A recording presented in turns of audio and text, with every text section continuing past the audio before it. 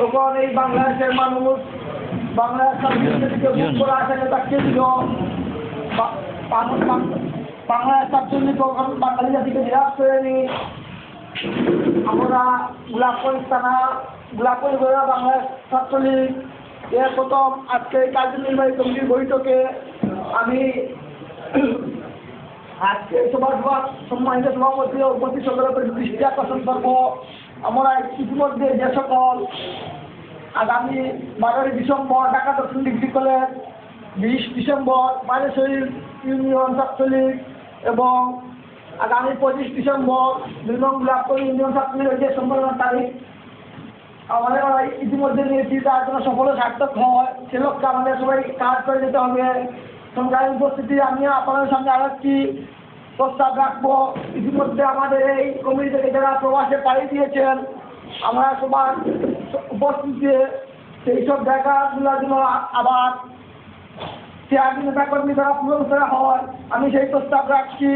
সংগ্রামী উপস্থিতি আমি আমার সামনে প্রস্তাব রাখছি আমাদের এই বর্তমান শেখ হাসিনা সরকারের শিক্ষামন্ত্রীকে যারা তার নাশের হুমকি দিয়েছে তার বিরুদ্ধে আমরা একটি এই গোলাপগঞ্জের সমাধিকালের মধ্যে সবচেয়ে বড় যেন মানব কল্যাণ কর্মসূচি পালন করতে পারি সেই প্রস্তাব রাখছি। সম্মানিত উপস্থিতি আমি আপনার সামনে একটু অনুরোধ রাখবো। আমাদের সবার লক্ষ্য ও উদ্দেশ্য আমাদের সবার লক্ষ্য উদ্দেশ্য এটাই হচ্ছে যে এই গোলাপগঞ্জের জন্য সবচেয়ে বেশি শক্তিশালী বাংলাদেশ ছাত্রলীগ। এর মধ্যে আমাদের বিভিন্ন জনের মধ্যে বিভিন্ন মত পার্থক্য রাখতে পারে, তার যেন কত উশৃঙ্খলতায় ঢুকতে আনে সেই লক্ষ্যে আমাদের সর্বদা সর্বদার দৃষ্টি রাখতে হবে। সংগ্রামী ও উপস্থিতি এখন আমি আপনার সামনে বক্তব্য রাখার জন্য অনুরোধ জানাচ্ছি গোলাপগঞ্জ উপজেলা ছাত্রলীগের সংগ্রামী সহসভাপতি জনাব ইকবাল আহমদকে।